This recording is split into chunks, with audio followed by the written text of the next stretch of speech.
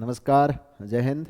मैं सुरेंद्र चौधरी आगाज इंस्टीट्यूट बाड़मेर के ऑनलाइन प्लेटफॉर्म पर आपका हार्दिक स्वागत और अभिनंदन करता हूं।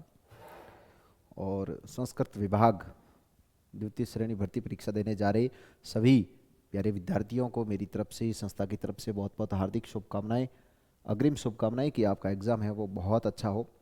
और इसी संदर्भ में आपने जो भारतीय दर्शन के एपिसोड देखे, सेशन देखे, और उसके बाद में अपन पाश्चात्य दर्शन का एक ही क्लास में ये डिटेल से इन प्रश्नों का एनालिसिस करेंगे। और पाश्चात्य दर्शन के संबंध में सुकरात और प्लेटो अरस्तु, इनके संबंध में थोड़ा सा अपन पहले डिटेल से पढ़ लेते हैं, इसके बाद में अपन इसको शुरू करेंगे।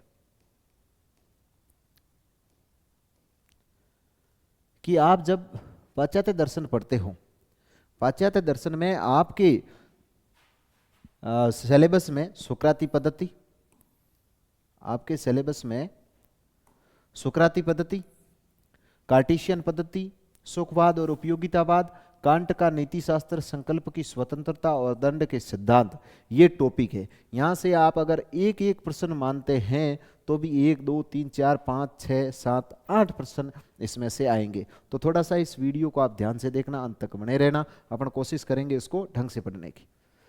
देखो, पाश्चात्य दर्शन की जो शुरुआत है, पाश्चात्य दर्शन की शुरुआत थेल्स नामक दार्शनिक से मानी जाती है। और पाश्चात्य दर्शन की शुरुआत में जो सबसे पहले संप्रदाय आता है उसका नाम है सोफिस्ट संप्रदाय। सोफिस्ट संप्रदाय ये मानता है कि जो ज्ञान है वो बौद्धिक न होकर, सार्वभौमिक न होकर इंद्रियों पर आधारित है, इंद्रिय संवेदनाओं पर आधारित है, जो कि व्यक्ति सापेक्ष होता है। यानी जो व्यक्ति ने कहा वही सही है, व्यक्ति सापेक्ष है, उसमें वस्तु निष्ठता का अभाव है।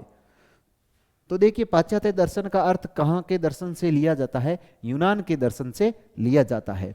पाश्चात्य विकास की शुरुआत सोफिस्ट संप्रदाय से मानी जाती है। कौन से संप्रदाय से? सोफिस्ट संप्रदाय से मानी जाती है। और सोफिस्ट संप्रदाय के प्रमुख दार्शनिक कौन कौन थे? प्रोटेगोरस, हिपियास,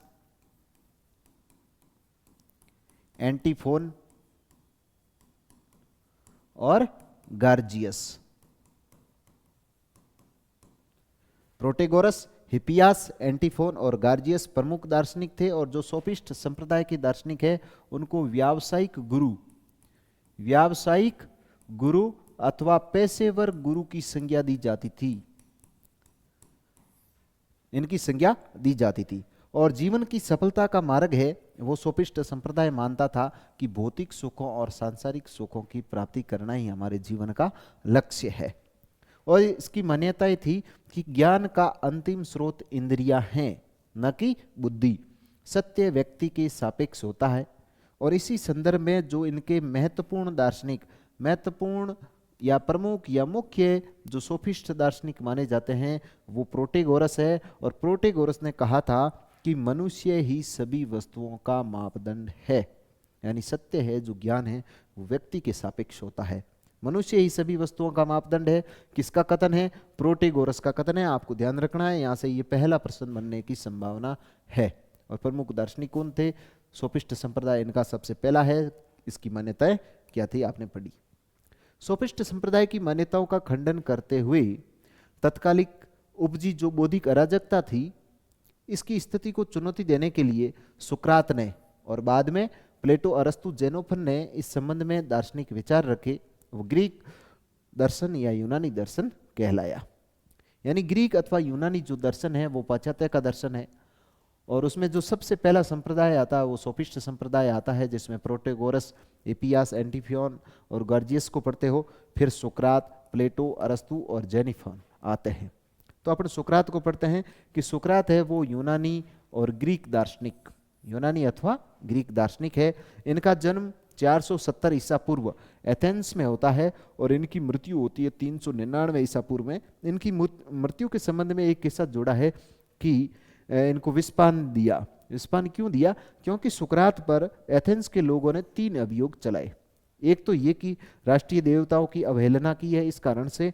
दूसरा, काल्पनिक देवताओं की स्थापना। तीसरा, नव युवकों को पथभ्रष्ट करने का आरोप। और जो तीसरा आरोप था, नव युवकों को पथभ्रष्ट करने का आरोप, इस संबंध में विस्पान दिया गया और 399 ईसा पूर्व में इनकी मृत्यु हुई।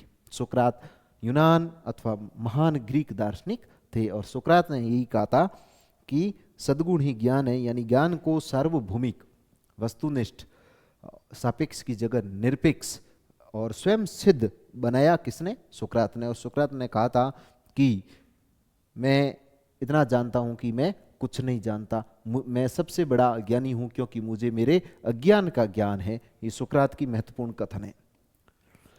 सुकरात ने अपने दर्शन को लेकर के कोई ग्रंथ नहीं लिखा। वेरी वेरी इंपॉर्टेंट पूछा जाएगा सुकरात ने कौन सा ग्रंथ लिखा, तो इन्होंने कोई ग्रंथ नहीं लिखा वाला ऑप्शन आप सही करना।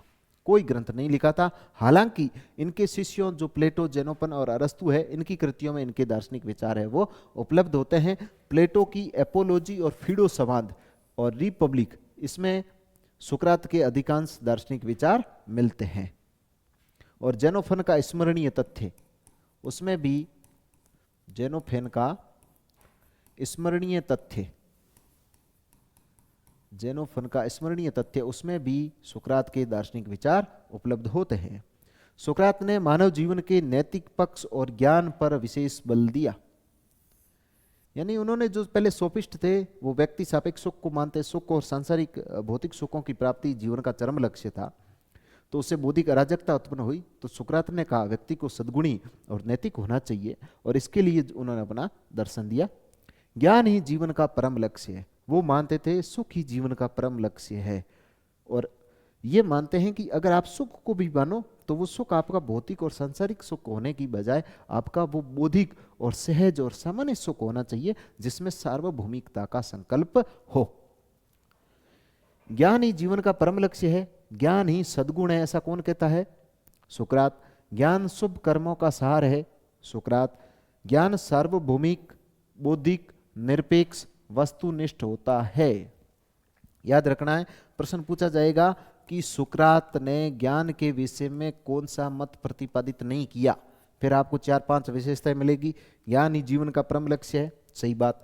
ज्ञान ही सद्गुण है, सही बात। ज्ञान शुभ कर्मों का सार है, सही बात। ज्ञान सार्वभौमिक है, बिल्कुल। बौद्धिक है, निरपेक्ष है, वस्तुनिष्ठ है, बल्कि कैसा नहीं है? व्यक्ति के सापेक्ष नहीं है, सापेक्ष नहीं है, व्यक्ति निष्ठ नहीं है, जबकि वो क्या है? वस्तुनिष्ठ है। नेक्स्ट, सोफीवाद की मान्यताओं का खंडन करना ही सुकरात की दार्शनिक समस्या या चुनौती मानी जाती है। सुकरात की दार्शनिक समस्या क्या थी या दार्शनिक चुनौती क्या थी?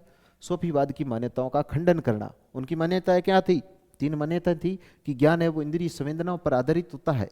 ज्ञान किस पर आधारित होता है? इंद्रिय संवेदनाओं पर आधारित होता है, और उसका लक्ष्य भौतिक सुखों की प्राप्ति करना होता है। लेकिन सुकरात ने क्या कहा? ये बौद्धिक आधारित होता है, निरपेक्ष सार्वभौमिक होता है। तो उनकी मान्यताओं का क्या किया? खंडन। उन्होंने माना मनुष्य ही सभी वस्तुओं का मापदंड है। किसने? प्रोटोगोरस के उस कथन का खंडन किसने किया? तो उत्तर होगा सुकरात। सुकरात के दार्शनिक विचार कौन कौन से हैं अपन पढ़ेंगे। वेरी वेरी इंपॉर्टेंट है, यहां से आपको एक प्रश्न पक्का मिलेगा कि ज्ञान ही सद्गुण है, ज्ञान ही परम शुभ है। यानी सद्गुणी होने की ज्ञान है वो अनिवार्य और पर्याप्त शर्त है।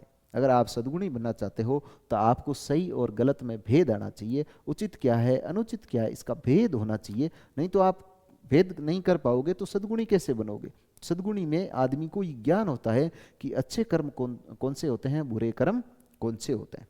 ज्ञान परम शुभ है, ज्ञान परम शुभ है। ज्ञान समस्त नैतिक कर्मों का आधार है। यानी आप जितने भी नैतिक कर्म करते हो उसमें ज्ञान आपको होता है, आपको इस चीज का ज्ञान होता है कि ये अच्छा कर्म है, तभी आप नैतिक कर्म का कर पाते हो। इस कारण से कहा जाता है कि ज्ञान समस्त नैतिक कर्मों का आधार है। सद्गुण ही ज्ञान है, ज्ञान ही सद्गुण है। ये किसका कथन है? सुकरात का। सद्गुण एक है, इंपोर्टेंट प्रश्न पूछा जा सकता है, सद्गुण के संबंध में कौन सी विशेषता गलत है? या फिर सुकरात ने कितने सद्गुण माने? अनेक, 1, 4 या कोई नहीं? तो सद्गुण एक ही माना। वो किसको? ज्ञान को माना। सद्गुण एक है। सद्गुण शिक्षणीय है, यानी सद्गुण है वो शिक्षणीय है। व्यक्ति स्वेच्छा से बुरा नहीं होता। अगली एक विशेषता बताई कि व्यक्ति स्वेच्छा से, यानी स्वेच्छा से आप किसकी प्राप्ति करना चाहते हो? सुख की। सुख कैसे कर्मों पर आधारित है? नैतिक कर्मों पर, यानी शुभ कर्मों पर। और शुभ कर्मों पर आधारित है, यानी आपको शुभ कर्मों का ज्ञान था। यानी आप चाहते कैसा हो? कि अच्छा होना चाहिए, मुझे सुख मिलना चाहिए, तो वो सुख आप अच्छे की स्वेच्छा करते हो, इसलिए बुरे नहीं हो। व्यक्ति अनिच्छा से भला नहीं होता। अपना अनिच्छा किसके प्रति प्रकट करते हैं? दुख के, और दुख अशुभ कर्म पर आधारित होता है, इसलिए अपने अनिच्छा से अपन भला नहीं होते। मैं केवल इतना जानता हूं कि मैं कुछ नहीं जानता, ये किसका महत्वपूर्ण कथन है? सुकरात का। तो सुकरात के महत्वपूर्ण दार्शनिक विचार कौन से हैं? ज्ञान ही सद्गुण है, ज्ञान परम शुभ है, ज्ञान समस्त नैतिक कर्मों का आधार है, सद्गुण ही ज्ञान है, सद्गुण एक है, सद्गुण शिक्षणीय है, व्यक्ति स्वेच्छा से बुरा नहीं होता, व्यक्ति अनिच्छा से भला नहीं होता, मैं केवल इतना जानता हूं कि मैं कुछ नहीं जानता। नेक्स्ट, मैं दुनिया का सबसे बड़ा ज्ञानी हूं क्योंकि मुझे मेरे अज्ञान का ज्ञान है। सुकरात ये मानते हैं कि आप अगर कोई नई चीज सीखना चाहते हैं तो सबसे पहले आपको संदेह करना पड़ेगा कि मुझे नहीं आता है, अज्ञानता प्रदर्शित करनी पड़ेगी, तब जाकर के आप कुछ नया सीख पाओगे। इस चीज को सुकरात है वो सामान्य न मानते हुए बहुत बड़ा मानते हैं कि मैं बहुत दुनिया का सबसे बड़ा ज्ञानी हूं क्योंकि मुझे मेरे अज्ञान का ज्ञान है। फिर इन्होंने सद्गुण और ज्ञान का संबंध बताया कि इनका आपस में संबंध कैसा है। एक तो ये कहा था सद्गुण कितने हैं? एक, यानी वो ज्ञान है, एक दूसरे के पूरक हो गए, यानी इनमें तादात्म्य का संबंध है, अभेद का संबंध है, अविभाज्य का संबंध है, यानी इनको एक दूसरे से विभाजित नहीं किया जा सकता, एक दूसरे से पृथक नहीं किया जा सकता। सद्गुण ज्ञान रूप है, ज्ञान है वो अनिवार्य और पर्याप्त शर्त है किसकी? सद्गुणी होने की। फिर सुकरात एक मूल सद्गुण की चर्चा करते हैं। मूल सद्गुण किसको माना? मूल सद्गुण वो सुख को मानते हैं, लेकिन ये सुख है वो बौद्धिक और सामान्य सुख है जिसमें सर्वहित और सर्व कल्याण की भावना निहित है। फिर सुकरात अपनी जो दार्शनिक विचार है इनमें प्रश्नोत्तरी पद्धति और वार्तालाप पद्धति के माध्यम से जो एक विशेष पद्धति या एक दृष्टिकोण या एक लक्ष्य प्रतिपादित करते हैं, उसको सुकराती विधि कहा जाता है। कौन सी विधि? सुकराती विधि कहा जाता है। और इस विधि की जो विशेषताएं मानी जाती है वो पहली है संदेहात्मक, यानी इस विधि की शुरुआत होती है किससे? संदेह से। संदेह को अनिश्चित, संदेह को जो असंदिग्ध ज्ञान है, निश्चित ज्ञान है, उसकी प्राप्ति का महत्वपूर्ण साधन माना है। यानी आप किसी भी चीज या किसी भी सत्य की सत्य तक तब पहुंचोगे कि आप सबसे पहले उसकी शुरुआत में संदेह करो कि ये चीज है या नहीं है। आपने सीधा नहीं मानना है, आप उस चीज पर डाउट करो। डाउट करते करते करते आप में क्या होगा? प्रश्नोत्तर वार्तालाप विधि के माध्यम से आप उसके अंतिम सोपान यानी सत्य तक पहुंच जाओगे। असली ज्ञान क्या है उसकी खोज कर लोगे। इसलिए इस विधि की पहली विशेषता मानी जाती है संदेहात्मक। दूसरी संप्रत्यात्मक, यानी आपके जो प्रत्यय है, प्रत्यय अथवा विज्ञान जन्मजात होते हैं और वो उनसे आप अपने ज्ञान को क्या प्रदान करते हो? सत्यता प्रदान करते हैं। द्वंद्वात्मक, द्वंद्व उत्पन्न होना चाहिए। द्वंद्व आपको जो आपका असंदिग्ध ज्ञान है उस तक पहुंचाने में, जो सार्वभौमिक ज्ञान है उसमें पहुंचाने में हेल्प करता है। द्वंद्व कैसे? कि ये चीज है या ये चीज है, दोनों में को मानने के लिए तैयार कब होंगे आप? जब दोनों में आप क्या कर लोगे? डिस्कस कर लोगे, वाद विवाद कर लोगे, फिर आप है वो जो वास्तविक ज्ञान है उस तक पहुंच पाओगे। फिर अगली है निगमनात्मक विशेषता और आगमनात्मक। निगमनात्मक कैसे है? निगमनात्मक का मतलब होता है सामान्य से विशेष की ओर। सामान्य से विशेष की ओर जाते हो आप, सामान्य से विशेष की ओर जाते हो। यानी अपन सामान्य क्या है कि सभी व्यक्ति है वो मरणशील है, सामान्य बात है, सब मरते हैं, सबका कोई अमर नहीं है, ये सामान्य।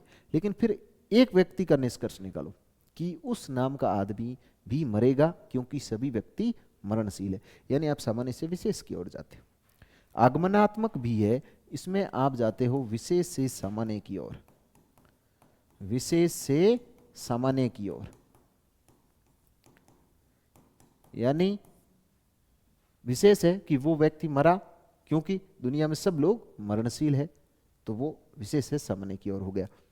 तो सुकराती विधि की महत्वपूर्ण विशेषताएं क्या है? ये संदेहात्मक है, संप्रत्यात्मक है, द्वंद्वात्मक है, निगमनात्मक है, आगमनात्मक है, और ये वार्तालाप और प्रश्नोत्तरी विधि पर आधारित है। सुकरात कहते हैं कि आप किसी भी ज्ञान जो सार्वभौमिक है, स्वयं सिद्ध ज्ञान की प्राप्ति के लिए सबसे पहले अगर कोई आप से पूछ रहा, आप उसी को प्रश्न पूछिए, फिर वो उत्तर बताएगा, आप संतुष्ट या असंतुष्ट होंगे। आप असंतुष्ट है तो वापस उससे प्रश्न करो, अपना आइडिया बताओ, फिर वो बताएगा। ऐसे करते करते आप दोनों के बीच में बहुत सारा वार्तालाप होगा और प्रश्नोत्तरी के माध्यम से आप अंतिम सत्य की खोज तक पहुंचोगे।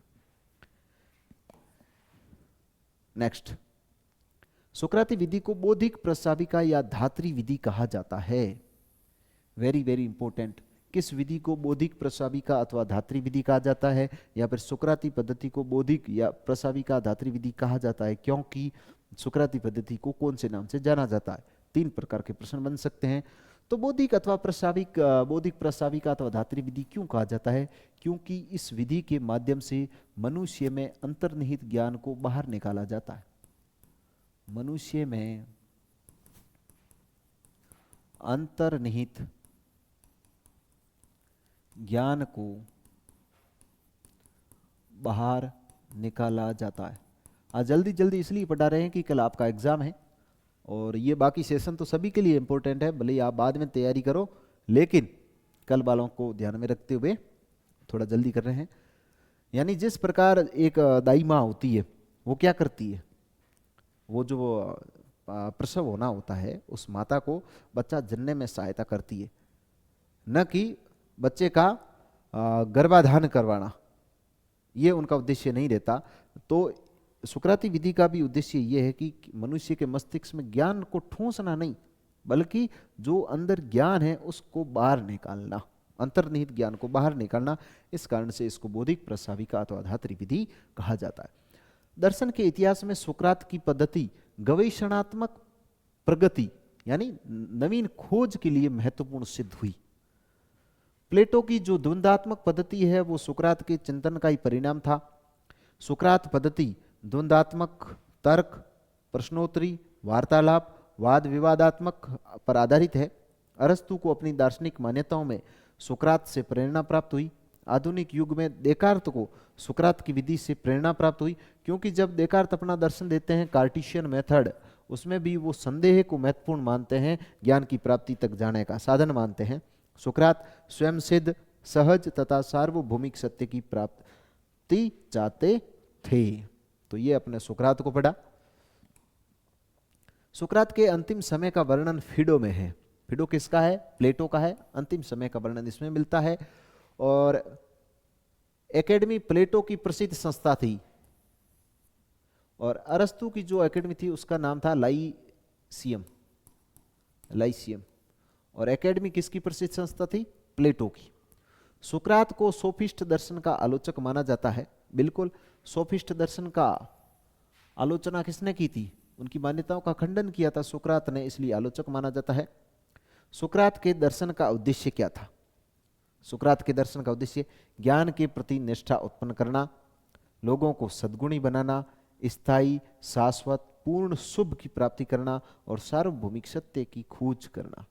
अच्छा प्रश्न बन सकता है कि सुकरात के दर्शन का उद्देश्य नहीं है ज्ञान के प्रति निष्ठा उत्पन्न करना, लोगों को सद्गुणी बनाना, स्थायी, शाश्वत, पूर्ण शुभ की प्राप्ति, सार्वभौमिक सत्य की खोज, या फिर एक ऑप्शन दिया जाएगा कि मनुष्य के मस्तिष्क में ज्ञान को ठूंसना। तो ये नहीं होगा। सुकरात का संशय प्रयोजनमयी अथवा अस्थायी था। यानी वो जो संदेह करते हैं ना, सुकरात संदेहवादी नहीं थे। उनकी विधि की विशेषता है संदेहात्मकता, क्योंकि वो संदेह पूरे जीवन संदेह नहीं करते हैं। वो संदेह को एक साधन मानते हैं। कब तक? जब तक निश्चित और असंदिग्ध ज्ञान की प्राप्ति नहीं होती है। तो सुकरात है वो संशय को प्रयोजन और अस्थायी मानते थे। सुकरात ने संप्रत्यात्मक ज्ञान को स्वीकार किया है। संप्रत्यात्मक क्योंकि उनकी विधि की भी विशेषता है कि प्रत्यय है वो बनते हैं हमारे मस्तिष्क में। फिर अपन क्वेश्चन देखते हैं। एक मिनट, लाइट चली गई।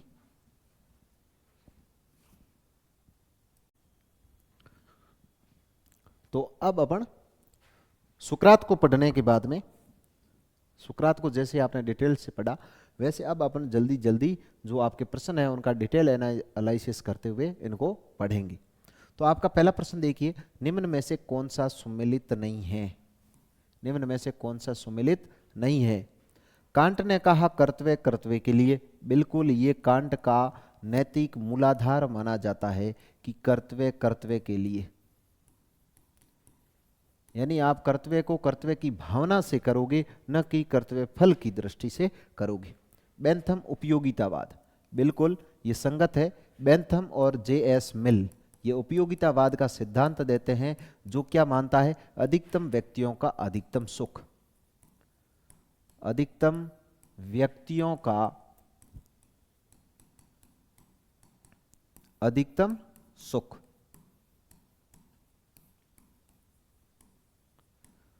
सुकरात, ज्ञान ही सद्गुण है। अभी आपने पढ़ा ज्ञान ही सद्गुण है, सद्गुण ही ज्ञान है, ज्ञान परम शुभ है, ज्ञान सभी नैतिक कर्मों का आधार है, ज्ञान शिक्षणीय है, ज्ञान सद्गुण शिक्षणीय है, सद्गुण एक है। ये सारी चीजें अपने सुकरात के संबंध में पढ़ा।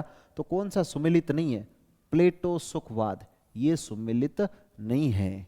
सुखवाद तो किसका है? सुखवादी माने जाते हैं कौन? बेंथम और मिल को माना जाता है सुखवादी। और प्लेटो, प्लेटो तो ग्रीक अथवा यूनानी दार्शनिक थे, ग्रीक अथवा यूनानी दार्शनिक थे, यूनानी दार्शनिक। और प्लेटो किसके शिष्य थे? सुकरात के। और प्लेटो का ग्रंथ था रिपब्लिक, रिपब्लिक, और जिसमें वो अपने न्याय सिद्धांत का वर्णन करते हैं। और ये प्लेटो की राजनीतिक विचारों का राजनीतिक दर्शन माना जाता है। और इसमें प्लेटो है वो चार सद्गुण, चार सद्गुण यानी चार कॉर्डिनल की बात करते हैं। कौन कौन से? साहस, संयम, विवेक, और इन तीनों के समन्वय से उत्पन्न होता है न्याय। ये चार सद्गुण प्लेटो अपने कौन से ग्रंथ में? रिपब्लिक में देते हैं। और रिपब्लिक में प्लेटो के न्याय सिद्धांत का वर्णन है, राजनीतिक दर्शन है, चार सद्गुणों की बात करते हैं प्लेटो।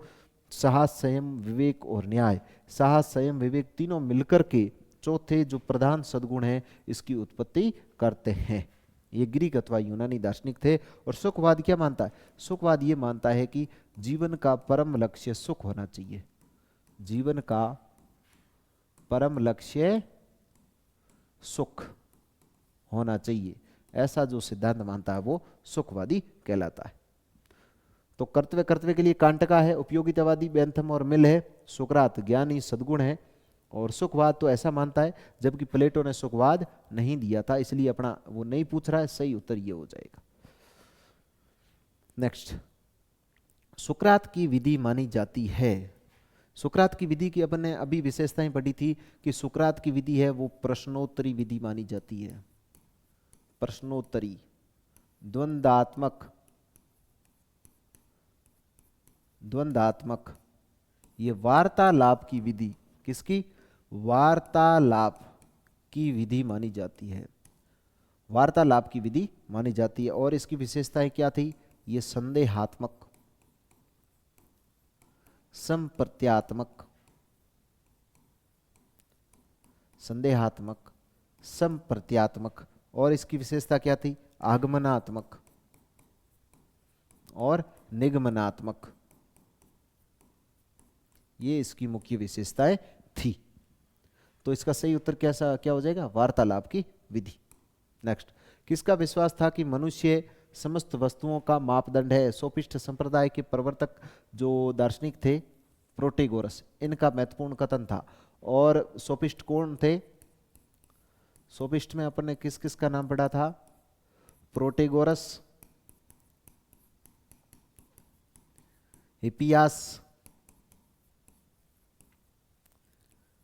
एंटीफोन,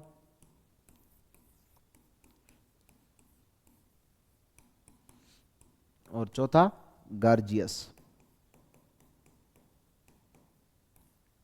और प्रोटेगोरस का कथन है मनुष्य ही समस्त वस्तुओं का मापदंड है। अगर ये पूछ लिया जाए मनुष्य ही सभी वस्तुओं का मापदंड है, इसका खंडन कौन करता है सबसे पहले, तो खंडन कौन करता है सबसे पहले, सुकरात।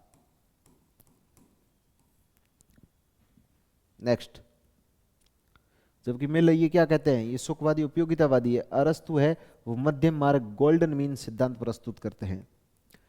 प्लेटो के अनुसार मूल सद्गुण है, तो प्लेटो ग्रीक अथवा यूनानी दार्शनिक है, सुकरात के शिष्य हैं, और ये अपना प्रसिद्ध ग्रंथ रिपब्लिक में चार सद्गुणों की चर्चा करते हैं। चार सद्गुणों की चर्चा करते हैं। वो सद्गुण कौन कौन से, वो सद्गुण ये मानते हैं कि साहस, संयम, विवेक और चौथा न्याय। प्लेटो ने यह माना कि साहस, संयम, विवेक, इन तीनों में समन्वय या इन तीनों को साधन मानते हुए आप न्याय नामक जो मूल सद्गुण है, प्रधान सद्गुण है, मुख्य सद्गुण है, आपका परम लक्ष्य है, उसकी प्राप्ति कर सकते हो। तो इन्होंने न्याय को तो माना है साध्य सद्गुण, और बाकी वाले इन तीनों को साधन के रूप में स्वीकार किया। और जो न्याय आप है, इसकी प्राप्ति आप व्यक्ति के स्तर पर और सामाजिक दोनों के स्तर पर कर सकते हो। व्यक्ति और समाज के स्तर पर, व्यक्ति के स्तर पर व्यक्तिगत न्याय और समाज के स्तर पर सामाजिक न्याय। यानी व्यक्ति अपनी आत्मा में इन तीनों का समन्वय करके न्याय प्राप्त कर सकता है, और समाज में आपका जो योद्धा वर्ग है वो साहस दिखाए, उत्पादक वर्ग है वो संयम दिखाए, और आपका जो रक्षक वर्ग है, शासक वर्ग है, वो विवेक यानी ज्ञान का प्रदर्शन करे। तो इनसे जो समाज में इनके समन्वय से उत्पन्न होगा वो सामाजिक न्याय उत्पन्न होगा। तो प्लेटो के अनुसार मूल सद्गुण कौन कौन से हैं, संयम, विवेक, साहस और न्याय। और इनको प्लेटो ने कहा था कॉर्डिनल। क्या कहा था, कॉर्डिनल। और कॉर्डिनल का अर्थ होता है चूल अथवा सहारा देने वाला, चूल अथवा सहारा देने वाला। यानी वे गुण जो मनुष्य की नैतिकता को सहारा देते हैं, ऊपर उठाते हैं, क्या कहलाता है, कार्डिनल। नेक्स्ट, बुराई सदैव अनैच्छिक है। बुराई सदैव अनैच्छिक है, यह किसका कथन है, सुकरात का। किसका है, सुकरात का। महत्वपूर्ण कथन है, सुकरात को आपने पहले ही पढ़ लिया है। सुकरात ये पद्धति नहीं है। सुकरात की पद्धति कैसी नहीं मानी जाती, द्वंदात्मक, संशयात्मक, समादात्मक, रूढ़िवादी नहीं माना जाता। बाकी ये विशेषताएं आपने पढ़ी थी। द्वंदात्मक है, संदेहात्मक है, आगमनात्मक है, निगमनात्मक है, वार्तालाप पर आधारित है, समाधात्मक है, प्रश्नोत्तर पर आधारित है, रूढ़िवादी नहीं है। निम्नलिखित में से क्या सुकरात को स्वीकार्य नहीं है। सुकरात को क्या स्वीकार्य नहीं है, ज्ञान सद्गुण के लिए आवश्यक है, बिल्कुल। ज्ञान सद्गुण के लिए पर्याप्त है, बिल्कुल। सद्गुण अनेक है, ये बात स्वीकार नहीं है। सुकरात क्या कहते हैं, सद्गुण एक है, और ये बात कौन करता है, सद्गुण अनेक है, ऐसी बात करते हैं अरस्तु। और सद्गुण शिक्षणीय है, बिल्कुल। ये इनको, इसका उत्तर ये हो जाएगा। देकार्त के अनुसार स्वयं सिद्ध सत्य है।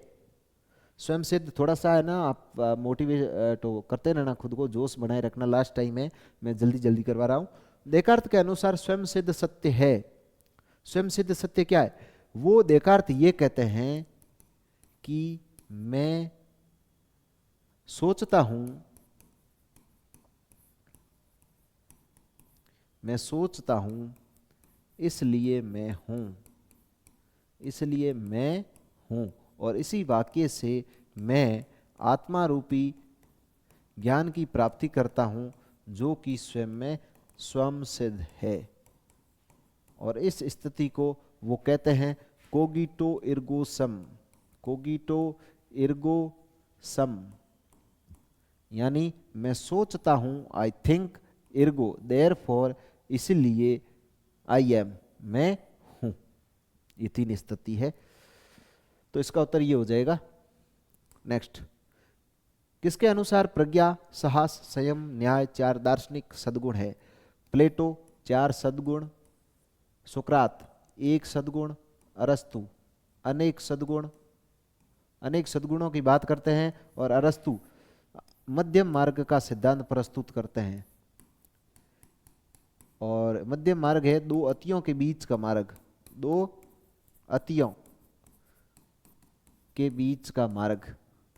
यानी आप कोई भी, जैसे आप साहस दिखाना चाहते हैं, तो आपका साहस है वो डरपोकपन और उदंडता के बीच का मार्ग है, बीच की स्थिति है। इस कारण से ये कहते हैं कि हमेशा इनका पालन किया जाए।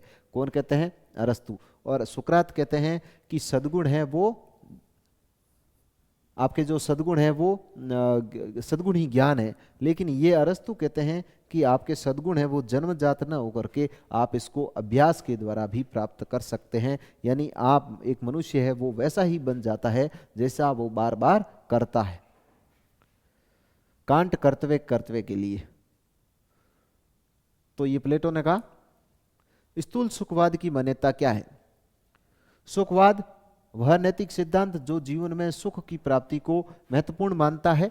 और स्थूल का मतलब होता है जो सुखों को केवल शारीरिक और मात्रात्मक भेद ही माने, कि सुख शारीरिक और मात्रात्मक प्रकार के ही होते हैं, उस सुखवाद को स्थूल सुखवाद की अवधारणा कहते हैं। तो ये क्या मानेगा? ये कहता है कि सुखों में केवल मात्रात्मक भेद होता है, ऐसी मान्यता इसकी है। और गुणात्मक और मात्रात्मक दोनों को मानने वाला क्या हो जाएगा? उत्कृष्ट सुखवाद, उत्कृष्ट या परिष्कृत सुखवाद,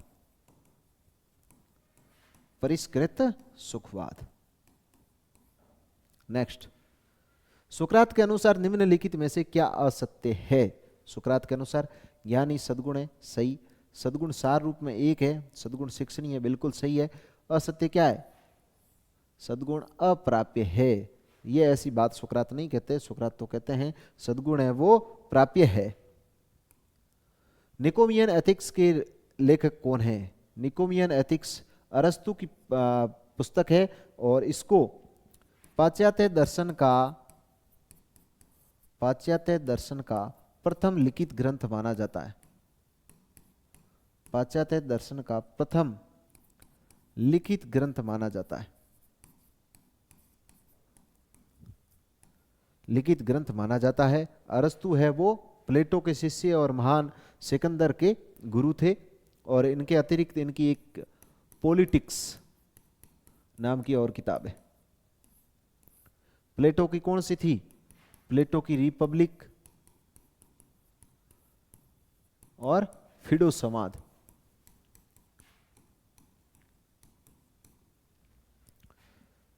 नेक्स्ट, प्लेटो द्वारा समर्थित नहीं है। प्लेटो कहते हैं भाई चरित्र की उत्कृष्टता बिल्कुल, न्याय बिल्कुल, औपचारिक शिक्षा बिल्कुल। प्लेटो वर्ग विहीन समाज स्वीकार नहीं करते। प्लेटो वर्ग विहीन समाज की अवधारणा स्वीकार नहीं करते हैं। और प्लेटो क्या कहते हैं? प्लेटो कहते हैं कि आपके विभिन्न जो वर्ग है उनमें अगर अहस्तक्षेप है और वो अपने कर्मों का निरंतर पालन कर रहे हैं, तो आप में जो प्रधान सद्गुण है न्याय की उत्पत्ति होगी। यानी वर्ग वो स्वीकार करते हैं। नेक्स्ट, डेकार्ट का कार्य कारण मूलक तर्क ईश्वर की सत्ता सिद्ध करता है। कार्य कारण मूलक जो तर्क है, इन्होंने 4 तर्क दिए थे। कार्य कारण मूलक तर्क, विश्व मूलक तर्क, उद्देश्य मूलक तर्क। ये 4 जो तर्क दिए थे, उसमें जो कार्य कारण मूलक वो ये मानता है कि ज्ञाता के मन में ईश्वर के विचार के कारण के रूप में रहता है। नेक्स्ट, अरस्तु के अनुसार मनुष्य सद्गुणी बनता है। मनुष्य सद्गुणी बनता है किसके द्वारा? निरंतर अभ्यास के द्वारा। निरंतर अभ्यास के द्वारा अरस्तु इसको मानते हैं, अभ्यास को। Very important. निम्न में से डेकार्ट की दार्शनिक विधि कौन सी है? दार्शनिक विधि है वो संदेह की विधि है। संदेह की विधि है। और विश्लेषण संश्लेषण ये क्या है? ये मानते हैं अपनी विधि के 4 नियम दिए, ज्ञान प्राप्ति के 4 नियम। 4 नियम दिए। निष्कर्षता का नियम, निष्कर्षता का नियम, दूसरा दिया विश्लेषण, संश्लेषण, और चौथा दिया समाहार सूत्र। समाहार सूत्र, इसे आप लक्षण सूत्र भी कह सकते हैं। यानी इसमें क्या किया जाता है, आप निष्कर्ष तक पहुंचोगे, इसमें चीजों को टुकड़ों में तोड़ोगे, इसमें जोड़ोगे, और समाहार सूत्र मतलब आपकी ज्ञान प्राप्ति तक ऐसा कोई वस्तु या कोई भाग पीछे न रह जाए जो उस प्रक्रिया से छूट जाए। ये 4 नियम माने थे उन्होंने, किसके लिए? उन्होंने ज्ञान के अस्तित्व को सिद्ध करने के 4 नियम, ज्ञान के अस्तित्व को सिद्ध करने के 4 नियम। कितने नियम? 4 नियम ये। और ये जो पहला निष्कर्ष का नियम है वही संदेह विधि का आधार प्रस्तुत करता है। नेक्स्ट, सुकराती विधि को बौद्धिक धात्री प्रणाली कहा जाता है क्योंकि ये क्या करती है, मनुष्य में अंतर्निहित ज्ञान को बाहर निकालती है। देकार्त के बारे में क्या सत्य है? देकार्त के बारे में क्या सत्य है? वे एक संदेहवादी थे? बिल्कुल नहीं, उन्होंने दर्शन में संदेह की पद्धति अपनाई। उनकी विधि न आगमनात्मक न निगमनात्मक थी, उन्होंने दर्शन में संदेह की विधि अपनाई, ये बिल्कुल सही है। वे संदेहवादी थे नहीं, क्योंकि उन्होंने संदेह को एक प्रयोजन मूलक और अस्थायी तौर के स्वीकार किया था। उनकी विधि आगमनात्मक और निगमनात्मक दोनों प्रकार की मानी जाती है, दोनों प्रकार की मानी जाती है। नेक्स्ट, प्लेटो के अनुसार न्याय है। प्लेटो के अनुसार न्याय क्या है? प्लेटो कहते हैं कि वह कार्य करना जो करने में सबसे ज्यादा स्वाभाविक रूप से सक्षम हो, यानी मनुष्य को और किसी वर्ग को वही कार्य करना चाहिए जिसमें वो अपनी स्वाभाविक योग्यताएं रखता हो, और वो एक निश्चित समय में और निश्चित स्थान पर वो कार्य अपनी पूर्ण योग्यताओं के अनुरूप करे, तो वही न्याय है। ऐसा कौन मानते हैं? प्लेटो मानते हैं। प्लेटो को स्वीकार्य है, प्लेटो को स्वीकार्य क्या है? मुख्य सद्गुण, मुख्य सद्गुण, और मुख्य सद्गुण के रूप में वो न्याय की बात करते हैं। बाकी सद्गुणों की वो संख्या 4 बताते हैं, उसमें साहस, संयम और विवेक की बात करते हैं। इन तीनों के बीच में समन्वय से न्याय नामक सद्गुण की उत्पत्ति होती है, जो प्रधान अथवा मुख्य सद्गुण माना जाता है, और ज्ञान ही सद्गुण है, ये सुकरात कहते हैं। सुखवाद है वो बेंथम और मिल कहते हैं। स्वर्णिम मध्य मार्ग, गोल्डन गोल्डन गोल्डन मीन की थ्योरी है वो कौन देते हैं? अरस्तु, मध्य मार्ग की, दो अतियों के बीच का मार्ग। नेक्स्ट, सुकरात के अनुसार ज्ञान, ज्ञान क्या है भाई? सद्गुण नहीं है, बिल्कुल है, गलत। सद्गुण हेतु आवश्यक नहीं है, बिल्कुल आवश्यक है। सद्गुण यदा कदा नहीं, सद्गुण की आवश्यक और पर्याप्त शर्त है। नेक्स्ट, देकार्त के मत में यथार्थ ज्ञान की प्राप्ति के 2 स्रोत माने जाते हैं। 2 स्रोत माने जाते हैं। वो मानते हैं कि आपका एक तो सहज ज्ञान और निगमन, यानी जो सहज ज्ञान होता है आपका बौद्धिक ज्ञान होता है, ये वास्तविक ज्ञान की स्थिति को दर्शाता है, और इसी पर आपका आधारित होता है निगमन ज्ञान। जैसे 2 + 2 4 है, यह आपका कौन सा ज्ञान होगा? आपका सहज ज्ञान है, और दूसरा होगा निगमन। इसको प्रतिमान ज्ञान भी कहते हैं, सहज ज्ञान को प्रतिमान ज्ञान भी कहते हैं, और प्रतिमान ज्ञान है वो आपकी बुद्धि से प्राप्त आपको होता है। तो यथार्थ ज्ञान की प्राप्ति के कितने साधन माने देकार्त ने? 2। कौन कौन से? सहज और निगमन। नेक्स्ट, अरस्तु का विश्वास था कि सद्गुण को अभ्यास के द्वारा प्राप्त किया जा सकता है। नेक्स्ट, सुकरात संदेहवादी नहीं है क्योंकि संदेह असंदिग्ध सत्य तक पहुंचने का साधन है। नेक्स्ट, मैं सोचता हूं अतः मैं हूं, मैं सोचता हूं इसलिए मैं हूं, कौन कहते हैं? देकार्त। मैं संदेह करता हूं अतः मैं हूं, कोगिटो इर्गो सम, देकार्त। देकार्त कहाँ के थे? देकार्त फ्रांस के दार्शनिक थे, और ये बुद्धिवादी दार्शनिक इनको माना जाता है, देकार्त को। नेक्स्ट, सुकरात के अनुसार सद्गुण हैं। एक। सुकरात के अनुसार ज्ञान और सद्गुण के संबंध के बारे में कौन सा कथन सही नहीं है? ज्ञान सद्गुण दोनों अनिवार्य पर्याप्त शर्त है, सही है। ज्ञान सद्गुण है, ज्ञान सद्गुण युक्त कर्म निश्चित करता है, बिल्कुल।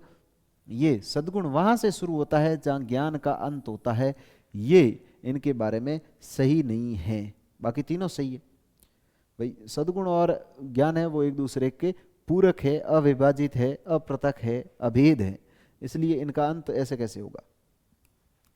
प्लेटो ने मुख्य सद्गुणों का वर्णन कौन से संवाद में किया है? रिपब्लिक ग्रंथ में। अपने एक तो मुख्य सद्गुण, दूसरा न्याय सिद्धांत की व्याख्या, सिद्धांत का विस्तृत वर्णन भी इसमें मिलता है। नेक्स्ट, अरस्तु सद्गुण को परिभाषित ऐसे करते हैं, कैसे? दो अतियों के बीच का औसत है। यानी आप अगर है ना आत्मसम्मान प्राप्त करना चाहते हो तो आत्म प्रशंसा और आत्म निंदा के बीच की स्थिति है, और यही आपका क्या है? मध्यम मार्ग है। यानी आपकी उदंडता और कायरता के बीच की स्थिति क्या है? साहस, और यही मध्यम मार्ग है। ऐसा कौन कहता है? अरस्तु। अरस्तु के सद्गुण संबंधी विचार के बारे में सत्य नहीं है। सद्गुण मूलतः आदत है। सद्गुण दो अतियों के बीच की मध्य स्थिति है। केवल 4 प्रकार के सद्गुण होते हैं। सद्गुण सीखा जा सकता है, बिल्कुल, ये तीनों बातें सही है, लेकिन केवल 4 प्रकार के सद्गुण होते हैं, ऐसी बात करते हैं प्लेटो। जबकि अरस्तु है वो तो कहते हैं सद्गुण अनेक है, सद्गुण अनेक है। तो इसका सही उत्तर हो जाएगा ये। नेक्स्ट, सुकरात के नीति शास्त्र का उपयुक्तम लक्षण है। सुकरात के नीति शास्त्र का उपयुक्तम लक्षण क्या है? सद्गुणी नीति शास्त्र, यानी व्यक्ति को नैतिक और सद्गुणी बनाना ही इनके नीति शास्त्र का उद्देश्य रहा है। देकार्त के अनुसार अंतः क्रियावाद व्याख्या करता है। अंतः क्रियावाद, इसे क्रिया प्रतिक्रियावाद भी कह सकते हो आप। क्रिया प्रतिक्रियावाद के नाम से भी जाना जा सकते हो। यह सिद्धांत यह मानता है कि आपका जो मन और शरीर है, मन और शरीर इनके बीच के संबंध को दर्शाता है, मन और शरीर के बीच के संबंध को दर्शाता है। और देकार्त ने इस सिद्धांत की व्याख्या है वो घोड़े व घोड़सवार के दृष्टांत के माध्यम से की है। यानी ये मानस और शरीर के संबंध की व्याख्या करता है अंतरक्रियावाद। सुकरात के अनुसार सद्गुण की प्राप्ति असंभव है। सद्गुण जन्म से ही माता पिता से उत्तराधिकार रूप में प्राप्त होता है। सद्गुण सापेक्षिक और परिवर्तनीय होता है। ज्ञान ही सद्गुण है, ज्ञान ही सद्गुण है। देखो हर बार एग्जाम आया हुआ है, सेकंड ग्रेड 2023 में ही आया है, तो प्रश्न ऐसे ही आते हैं नॉर्मल, लेकिन अगर आपने पूरा उसको कंसेप्ट वाइज पूरा एकाग्रता के साथ समझा है तो आप कर सकते हो आसानी से। हार्ड प्रश्न आते ही नहीं है। सुख कलन, सुख मापने के लिए बनाया गया, किसका नाम इससे जोड़ा है? सुख कलन है वो सुख को मापता है, यानी ये केवल मात्रात्मक भेद स्वीकार करता है। और सुखवादी में जो मात्रात्मक भेद स्वीकार करते हैं वो कौन है? बेंथम है। और इसके 7 तत्व है: निकटता, निश्चितता, अवधि, तीव्रता, शुद्धता, उत्पादकता और व्यापकता। सुख कलन सिद्धांत के अवधि, तीव्रता, निकटता, निश्चितता, शुद्धता और उत्पादकता, और 7वें नंबर पर है व्यापकता। और व्यापकता को इसमें ग्रहण करने के कारण ही जो बेंथम है वो क्या बन जाते हैं? वो निकृष्ट से प्रार्थवादी बन जाते हैं, निकृष्ट से उत्कृष्ट बन जाते हैं। यानी इसमें व्यापक यानी अधिकतम व्यक्तियों का अधिकतम सुख, ऐसी भावना को ग्रहण करते हैं। तो एक तो ये सुख कलन का सिद्धांत किसने दिया? ये देते हैं बेंथम। और बेंथम है वो सुखों में केवल मात्रात्मक और शारीरिक भेद ही स्वीकार करते हैं, शारीरिक सुख को अधिक मान्यता प्रदान करते हैं। और उन्होंने अपने सुख कलन यानी सुख को मापने के लिए 7 तत्व दिए। वो 7 तत्वों वाला सिद्धांत सुखवाद कहलाता, सुख कलन कहलाता है। और इसमें अवधि, तीव्रता, निकटता, निश्चितता, शुद्धता, उत्पादकता, व्यापकता को शामिल किया जाता है। व्यापकता को शामिल करने के कारण ये है वो उत्कृष्टवादी या परार्थवादी बन जाते हैं। किसने कहा जो शुभ है उसी की मनुष्य वास्तव में इच्छा करता है, ऐसा कहते हैं बेंथम। नेक्स्ट, सुखों में गुणात्मक भेद स्वीकार्य है, किसको? बेंथम को। बेंथम है वो गुणात्मक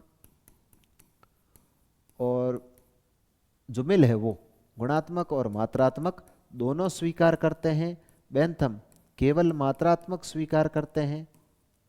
ये शारीरिक और मानसिक सुख को मान्यता देते हैं, शारीरिक और मानसिक सुख दोनों को मान्यता देते हैं। ये केवल शारीरिक सुख को अधिक मानते हैं। और इसमें इन्होंने तो नैतिकता हेतु 5 दबाव माने हैं, जिसमें 4 बाह्य दबाव और 1 आंतरिक दबाव, इन्होंने 4 दबाव माने। ठीक है। नेक्स्ट, सुख में गुणात्मक भेद को न स्वीकार करता है बेंथम। सही युग्म चुनिए। बेंथम गुणात्मक भेद गलत, मिल मात्रात्मक भेद गुणात्मक भेद नहीं, मिल दोनों करता है। बेंथम केवल मात्रात्मक भेद, बिल्कुल सही। मिल गुणात्मक भेद और मात्रात्मक भेद नहीं, मिल है वो दोनों भेद स्वीकार करते हैं, बेंथम केवल मात्रात्मक भेद स्वीकार करते हैं। सुमिलित कीजिए। जो स्थूल उपयोगितावाद है यानी केवल मात्रात्मक भेद स्वीकार करने वाली जो धारणा है, इसका संबंध है बेंथम से। सुसंस्कृत उपयोगितावाद है, इसका संबंध है आपके मिल से। और आपका मुख्य सद्गुणों की बात करते हैं प्लेटो, और निरपेक्ष आदेश अपने कांट की बात करते हैं। तो अपना उत्तर क्या हो जाएगा? 3, 1 और 4 और 2, 3, 1, 4, 2, ये आंसर हो जाएगा। नेक्स्ट, स्थूल सुखवाद निम्न में से किसका समर्थन नहीं करता? स्थूल सुखवाद सुख अंतिम शुभ के रूप में, बिल्कुल। सुख के परिणात्मक भेद का, बिल्कुल। सुख नैतिक मापदंड के रूप में, बिल्कुल। इसका समर्थन नहीं करता। सी ऑप्शन आपका आंसर, गुणात्मक भेद का स्वीकार नहीं करता। सुखवादी कलन के साथ किसका नाम जुड़ा हुआ है? बेंथम का। मिल द्वारा स्वीकृत सिद्धांत है, मिल द्वारा स्वीकृत सिद्धांत है, मिल जेएस मिल है वो उपयोगितावाद सिद्धांत प्रस्तुत करते हैं। वो कौन सा है? अधिकतम व्यक्तियों का अधिकतम सुख। सुख ही जीवन का परम लक्ष्य है, ऐसा कौन मानता है? बेंथम। सुखवाद के अनुसार मानव जीवन का परम लक्ष्य क्या है? सुख। कांट के अनुसार क्या है? शुभ संकल्प ही स्वतः शुभ है। कांट के अनुसार क्या है? कांट कहते हैं शुभ संकल्प ही स्वतः शुभ है। शुभ संकल्प ही यानी शुभ संकल्प किसको कहा गया? जो विशुद्ध कर्तव्य की चेतना पर आधारित है या उससे प्रेरित जो कर्म है या फिर संकल्प है, वो आपका क्या कहलाएगा? शुभ संकल्प कहलाएगा। और शुभ संकल्प आपके निरपेक्ष आदेश का आधार है, निरपेक्ष आदेश का आधार माना जाता है। और शुभ संकल्प इसमें आनंद का समावेश नहीं रहता, इसमें आनंद का समावेश है वो नहीं रहता। आनंद का समावेश किसमें रहेगा? जो पूर्ण या पवित्र संकल्प होगा, पूर्ण या पवित्र संकल्प होगा वो। और शुभ संकल्प क्या होता है? जो किसी देश काल परिस्थितियों या शर्त या प्रयोजन पर आधारित नहीं होता। लेकिन जो पवित्र संकल्प होता है उसमें शुभ संकल्प के साथ आनंद का समावेश हो जाता है। और ये जो पवित्र संकल्प है या पूर्ण संकल्प है वो सन्यासियों और ईश्वर का होता है। बाकी अपना सामान्य लोगों का जो संकल्प होता है शुभ संकल्प होता है, क्योंकि ये किसका आधार है? निरपेक्ष आदेश का। और निरपेक्ष आदेश व्यवहारिक बुद्धि के आदेश है, और व्यवहारिक बुद्धि सभी मनुष्यों में पाई जाती है, क्योंकि इसमें आदेश का भाव रहता है, यानी बाध्यता का तत्व होने के कारण ये पवित्र संकल्प की श्रेणी में नहीं माना जाता। नेक्स्ट, निम्नलिखित में से क्या कांट के नीति शास्त्र में महत्वहीन एवं अप्रासंगिक है? ये कांट कहते हैं कर्तव्य के लिए,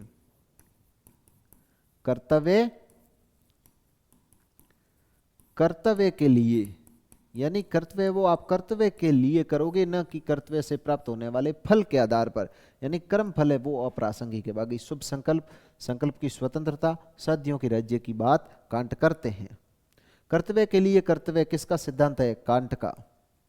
कांट के नीति शास्त्र की मुख्य अवधारणाओं में निम्न में से कौन सी सही नहीं है? कांट ने नैतिकता की 3 पूर्व मान्यताएं बताई। नैतिकता की 3 पूर्व मान्यताएं बताई। कौन कौन सी? ईश्वर का अस्तित्व, ईश्वर का अस्तित्व, आत्मा की अमरता, आत्मा की अमरता, और तीसरी बताई संकल्प की स्वतंत्रता। संकल्प की स्वतंत्रता। ईश्वर का अस्तित्व कि ईश्वर है वो सर्वज्ञ और सर्वशक्तिमानी है, यानी किस व्यक्ति ने अगर ये शुभ कार्य किया है किसी व्यक्ति ने, तो उसको किस अनुपात में आनंद मिले, इसका निर्णय कौन करेगा? तो इसका निर्णय है वो जो सर्वज्ञ है, सर्वशक्तिमानी है, नैतिक न्यायाधीश है, वो ईश्वर ही करेगा। इस रूप में अपन मानते हैं ईश्वर का अस्तित्व। आत्मा की अमरता यानी कर्म सिद्धांत की व्याख्या के लिए आपने अच्छा कर्म किया अच्छा फल मिलेगा, वो एक जन्म में संभव नहीं है, तो उसके लिए अपन को आत्मा की अमरता मानना आवश्यक है। फिर संकल्प की स्वतंत्रता। संकल्प की स्वतंत्रता का आशय होता है कि आप जब कोई कर्म बिना किसी बाह्य प्रलोभन के किसी कर्म को करने या न करने की जो स्वतंत्रता होती है वही क्या है? संकल्प की स्वतंत्रता कहलाती है। तो यहाँ पर ईश्वर के अस्तित्व, आत्मा की अमरता, संकल्प की स्वतंत्रता है और शुभ का संकल्प नहीं है। नेक्स्ट, कांट के अनुसार केवल वही कर्म कर्तव्य है जिसका आधार क्या है?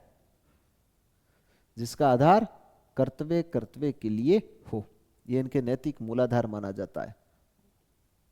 नैतिक कर्ता निम्न में किसके लिए उत्तरदायी नहीं है? कोई भी जो नैतिक कर्ता है वो खुद के अनैच्छिक कर्मों के लिए उत्तरदायी नहीं है, बाकी स्वैच्छिक कर्म है, आदतजन्य कर्म है और संकल्पित कर्म है, उन पर उत्तरदायी है। कांट से संबंध नहीं है। कांट बुद्धिपरकतावाद है, कठोरतावादी है, आकारिकी है, शुभ संकल्प है, परिणाम निरपेक्षवादी है, लेकिन परिणाम सापेक्षवाद यानी फल की इच्छा से कर्म करो ऐसा नहीं कहते। नेक्स्ट ये प्रश्न है, आप एक सड़क पर दुर्घटना देखते हैं और जख्मी को तुरंत अस्पताल पहुंचाते हैं जो आपका चचेरा भाई है, अतः आप समय और धन उसके ठीक होने में लगाते हैं। कांट के नीति नियम के अनुसार आपका यह कार्य नैतिक कार्य नहीं माना जा सकता। आपका नैतिक कार्य नहीं माना जा सकता क्योंकि वो आपका क्या है? चचेरा भाई। आप भाई भतीजावाद के लालच में आकर के उस कार्य को कर रहे हैं। नैतिक क्यों नहीं माना जाएगा? क्योंकि कांट कहते हैं कि आपने दुर्घटनाग्रस्त के साथ अच्छे कृत्य किए क्योंकि वो क्या था? आपका चचेरा भाई था। नेक्स्ट, निरपेक्ष आदेश है। निरपेक्ष आदेश सार्वभौमिक है। अब देखो, अब निरपेक्ष आदेश के बारे में पढ़ते हैं कि निरपेक्ष आदेश का आधार क्या है? शुभ संकल्प। शुभ संकल्प। और निरपेक्ष आदेश है वो व्यवहारिक बुद्धि के आदेश है। कौन सी बुद्धि? सैद्धांतिक बुद्धि के न होकर व्यवहारिक बुद्धि के आदेश हैं। और व्यवहारिक बुद्धि सभी मनुष्यों में पाई जाती है और सभी मनुष्यों में पाए जाने के कारण वह क्या है? सार्वभौमिक है। फिर इनकी विशेषता ये मानी जाती है कि जो निरपेक्ष आदेश है ये आपके इसमें आदेश का भाव यानी बाध्यता का भाव नहीं रहता, यानी ये किसी परिस्थिति, देश काल, प्रयोजन अथवा शर्त पर आधारित नहीं होता है। यह आपकी व्यवहारिक बुद्धि का आदेश है और इसको क्या कहा जाएगा? निरपेक्ष आदेश, सार्वभौमिक। कर्तव्य कर्तव्य के लिए नैतिक सिद्धांत संबंधित है परिणाम निरपेक्षवाद से। कांट का कठोरतावाद समर्थन करता है क्योंकि इसमें चाहिए मैं कर सकना निहित है का भाव है। नैतिक सिद्धांत कर्तव्य कर्तव्य के लिए संबंधित है। कर्तव्य कर्तव्य के लिए किससे संबंधित भाई? Can't say. देकार्त क्या कहते हैं? मैं सोचता हूं इसलिए मैं हूं, मैं संदेह करता हूं इसलिए मैं हूं। मिल ये कौन से हैं? ये सुखवादी है, उपयोगितावाद अपना सिद्धांत देते हैं, सुखवादी है। और ये गुणात्मक और मात्रात्मक दोनों भेद स्वीकार करते हैं। और ये कहते हैं कि आप है वो एक संतुष्ट मनुष्य हैं, और उसकी बजाय आप संतुष्ट मनुष्य की बजाय असंतुष्ट सुकरात होना पसंद करोगे, और आप कोई संतुष्ट सुअर से असंतुष्ट मनुष्य होना पसंद करोगे, यानी आप गुणों को यानी मानसिक सुख को अधिक वरीयता दोगे। परिणाम निरपेक्षवादी नीति शास्त्र महत्व देता है, किसको देता है? कर्तव्य को। सुमेलित कीजिए। निरपेक्ष आदेश का सिद्धांत है वो कांट देते हैं, अभी अपन ने पढ़ा। ईश्वर सत्य है, सत्य ईश्वर है, महात्मा गांधी जी। और जो यूडोनिज्म है वो अरस्तु। कर्म भक्ति ज्ञान योग की त्रिवेणी भगवद गीता को माना जाता है। नेक्स्ट, जो सिद्धांत यह मानता है कि परिणाम ही किसी कर्म की उचितता को निर्धारित करता है, परिणाम पर आधारित होता है, वो फल सापेक्षवादी कहलाते हैं। कांट के अनुसार निरपेक्ष और बिना शर्त शुभ क्या है? निरपेक्ष और बिना शर्त है वो शुभ संकल्प है। स्वार्थमूलक सुखवाद के अनुसार क्या होगा? कर्तव्य के लिए सुख ही नैतिकता का मानदंड है। कांट के अनुसार नैतिक नियम है, नैतिक नियम निरपेक्ष आदेश नैतिक नियम है। कांट बल नहीं देता किस पर? कर्तव्य पर, नैतिक नियमों पर, कर्ता की स्वतंत्रता पर, कर्मों के परिणाम पर। कर्मों के परिणाम पर बल नहीं देते हैं। कौन सा कथन संकल्प की स्वतंत्रता के साथ सामंजस्य पूर्ण है? संकल्प की स्वतंत्रता के साथ। किसी भी कर्म को करने या न करने का चुनाव मैं कर सकता हूं। बाह्य परिस्थितियां मेरे कर्म के चुनाव को प्रभावित करती है। जो कुछ भी घटित होता है मेरी नियति है, और मेरी सामाजिक स्थिति मेरे कर्म के चुनाव को निर्धारित करती है। किसी कर्म को करने या न करने की जो चुनाव है वही संकल्प की स्वतंत्रता है। संकल्प की जो स्वतंत्रता है वो नैतिकता की महत्वपूर्ण मान्यता है। यानी नैतिकता की 3 महत्वपूर्ण मान्यताएं: ईश्वर का अस्तित्व, आत्मा की अमरता और संकल्प की स्वतंत्रता। इस संदर्भ में कौन सा साधन या कौन सा कथन है वो सही नहीं है? व्यक्ति को अपने कर्मों के लिए उत्तरदायी ठहराना। बिल्कुल, जो संकल्प की स्वतंत्रता है वो 3 शर्तों पर आधारित है: कर्म करने की क्षमता, कर्म करने की क्षमता, ज्ञान, कर्म करने की क्षमता, ज्ञान, और एक है विभिन्न विकल्पों के बीच चुनाव करना। विभिन्न विकल्पों के बीच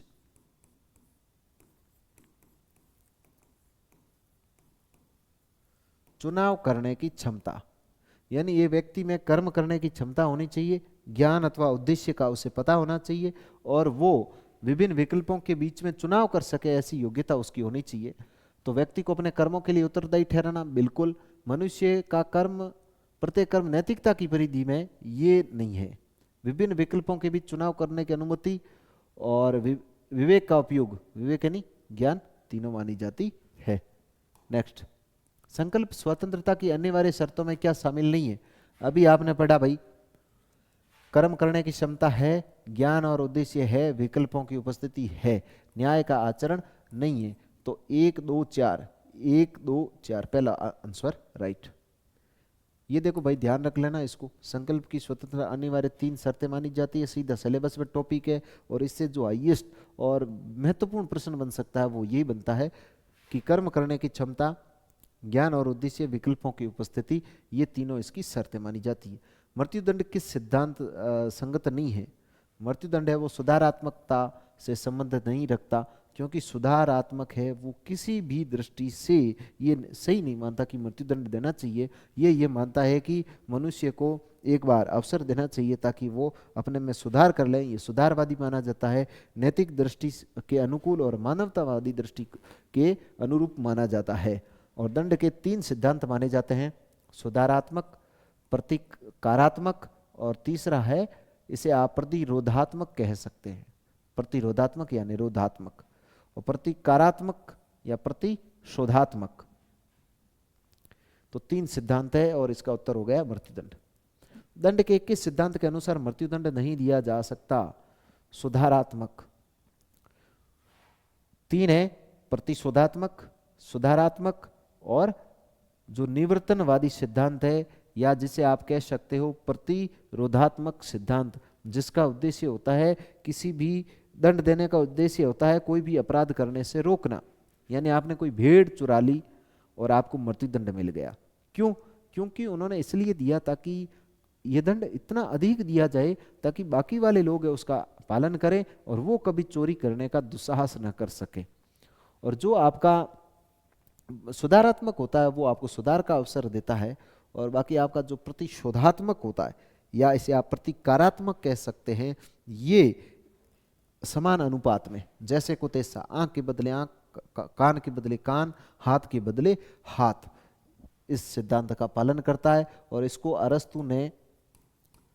अरस्तु ने निषेधात्मक पुरस्कार की संज्ञा दी, निषेधात्मक अथवा ऋणात्मक पुरस्कार की संज्ञा दी। नेक्स्ट, दंड के सिद्धांत 3 है, प्रतिकारात्मक जिसे आप प्रतिशोधात्मक कहते हो, सुधारात्मक, और तीसरा कौन सा हो जाएगा?